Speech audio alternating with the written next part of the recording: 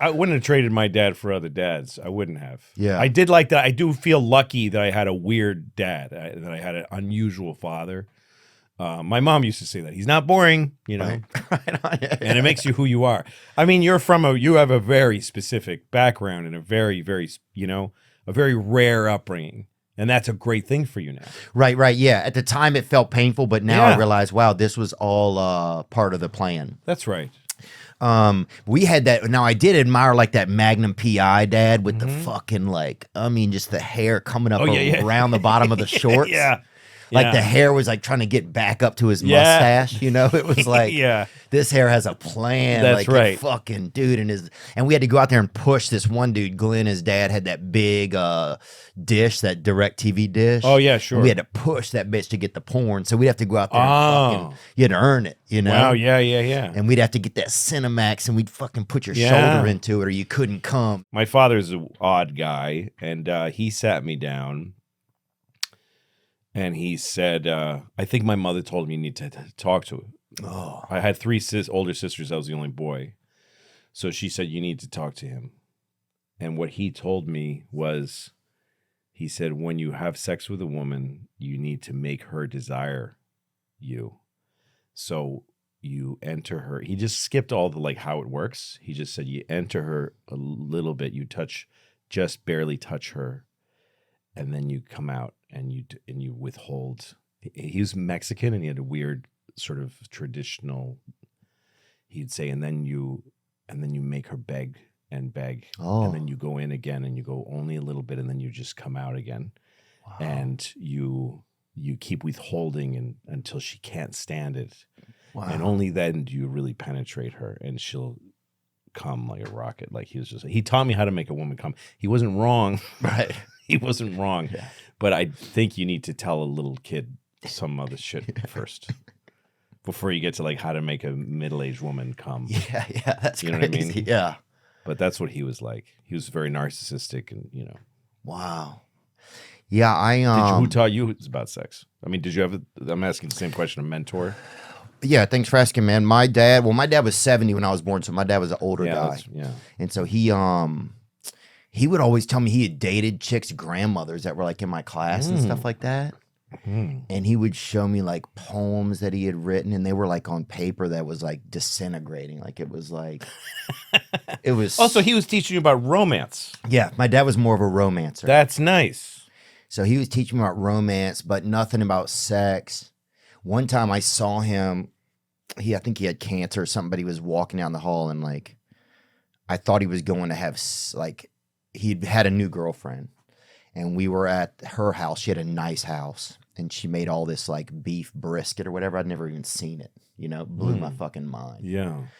Just were your parents married? They were married till I was 7 and then they got divorced. And did he have kids before with other women? Yeah. Okay. He had 3 other children. Okay. So now you're how old? I'm maybe at this point I was probably 12.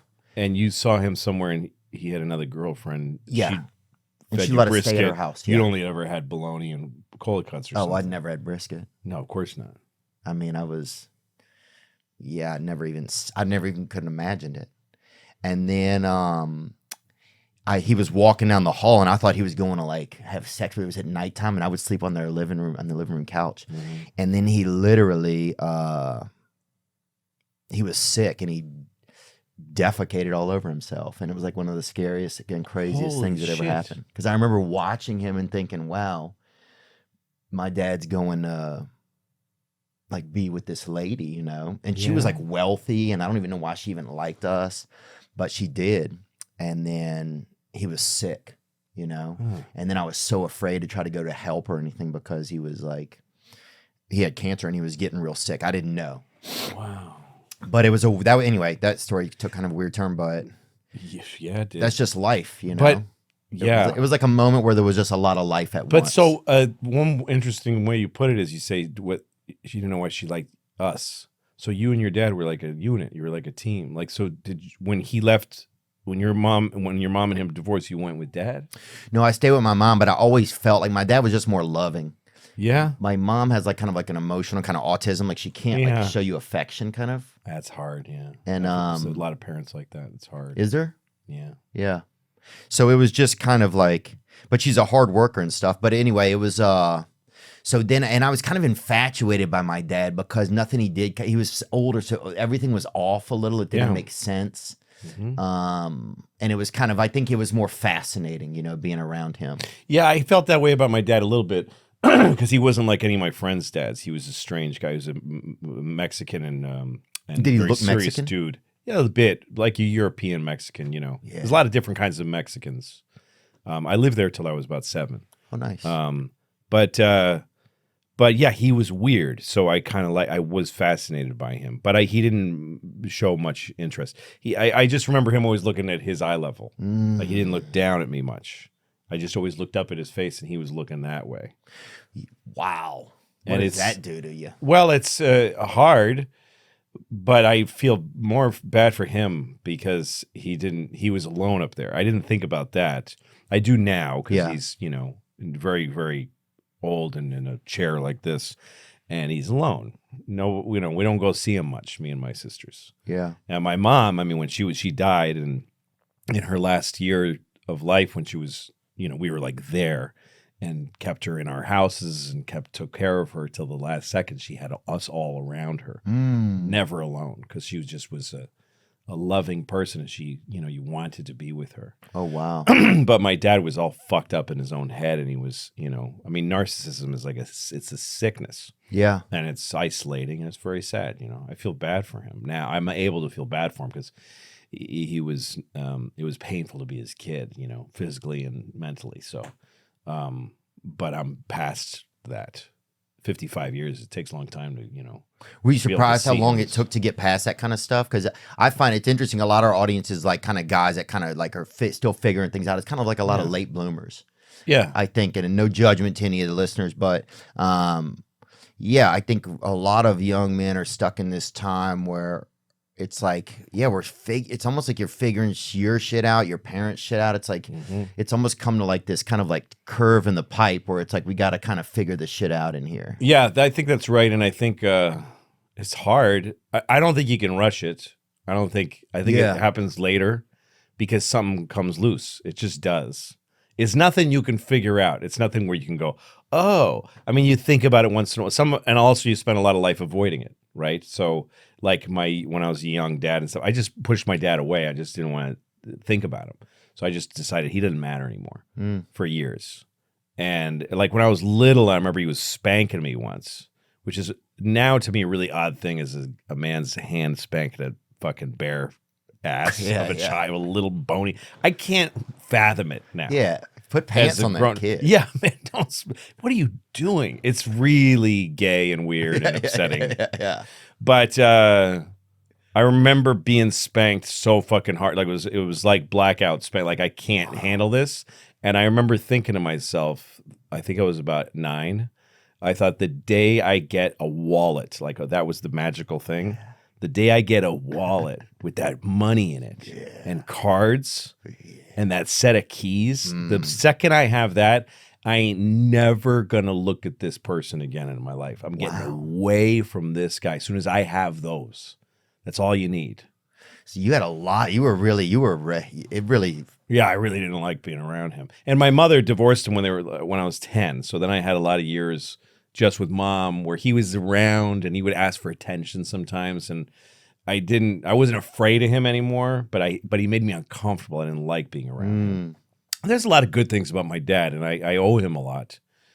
Yeah, totally. You know, and He created you. He did, and he also devoted a lot of life to, you know, he was Mexican, and our family in Mexico, they do okay, and they have some influence, and they have, you know, he had a better life there, but he moved to America. It's sort of the opposite of most immigrants, that he went from Mexico where he was pretty well established to America where he had no tools to survive and where he didn't get the culture.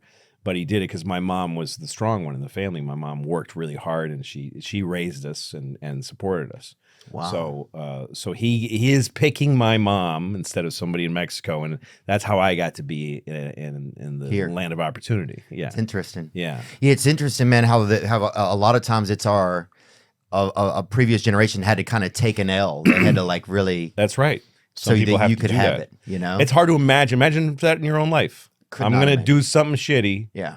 Oh, I'm gonna move to Toledo so my son can nah, fuck you, Yeah. kid. Yeah. Good luck.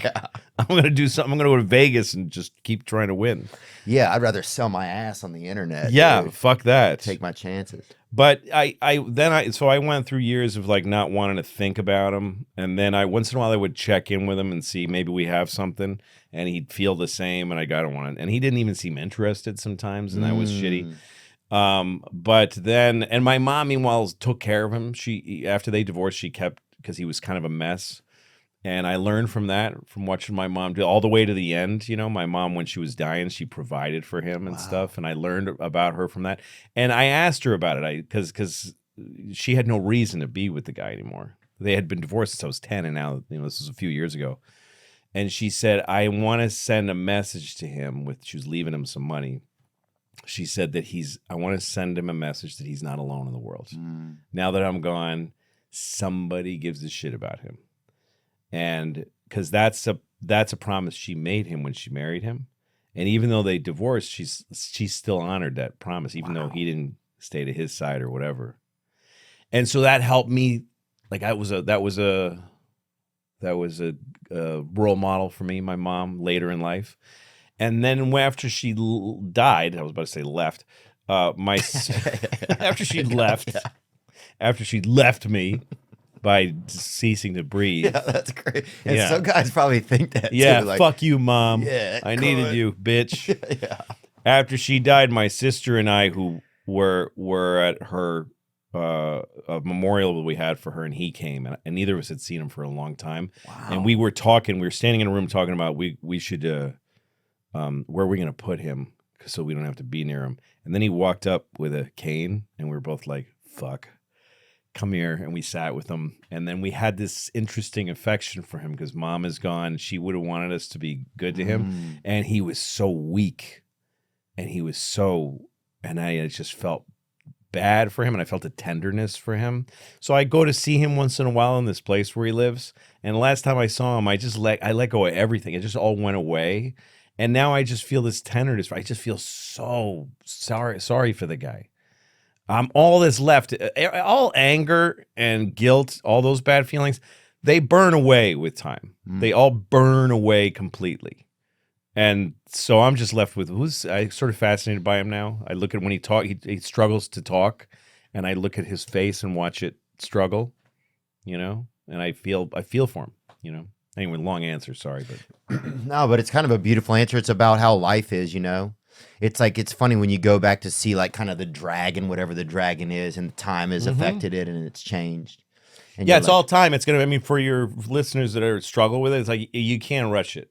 And it's okay if you have blocks and stuff. You can trust yourself a little bit. You know what I mean? You'll get there. You'll get there when it's time. Yeah, I think I had a lot of I was ashamed of my dad a lot, I think because of his age. And so I think for a while I had some issues with that. But even over time, that kind of went away. Just how I would kind of probably look at him, or I would introduce him to people as my grandfather. There's little things that it's like, I start to think, well, I wonder how that affected him, or I don't know. It's interesting, man. I just love all that kind of stuff, like how people relate to one another, and especially from our parents growing up. Did you wish you had a dad like other kids' dads that were like younger and stronger and more dad-like, or more... A little bit, but then one dude's, his dad held up the Ready Med with a shotgun for pills, So it was like, my dad just bought a Cutlass, like a Delta 88. Remember those cars? Yeah, sure. I remember them well, yeah. And pull one up, Zach. Long car. Yeah, it was, well, he had a long kind of rectangular car, wasn't it? Well, some of the early ones were. He had a good LTD too for a while. Yeah, those were fucking. That hood. Oh. You could just live on that hood. Oh, dude, it was so warm in there. Crazy. There were always 4 cats in there. Yeah, sure. And they would stay in while we drove somewhere. It It was Those cars floated too, man. They were comfortable. Oh yeah. I loved cars like that. Oh, I feel like you get 6 blocks and you're pregnant in that bitch. Yeah, that was a dad car when I was a kid. Yeah. But then when I was in high school, everybody would have those. Like kids would have those. Yeah. And they'd spray paint them, whatever, with cans of spray paint. And they were like badass fucking cars. I mean, the bumper is like this thick and it's pure steel. It was fucking. It was like made of iron. That car. Oh, they were so good. About 3 miles to the gallon. My dad bought his off a couple like brothers that lived around the corner in our neighborhood. And so it had like these big speakers in it, right? Mm-hmm. And so he would drive and he couldn't even hear, right? They had like 22s in the trunk. Mm-hmm. And so he would be listening to like Paul Harvey and like whatever that is, NPR or something. Yeah. He was with NPR. Or maybe it's just Paul Harvey. What is that? Yeah, I don't even know who that is. But. Good Day. Remember that guy on the radio? Oh, yeah, okay. Or maybe it was like Rush Limbaugh, right? Oh, he listened to Rush. Okay, Rush Limbaugh and NPR are very different. Oh, they are? So he would listen to Rush Limbaugh or those guys.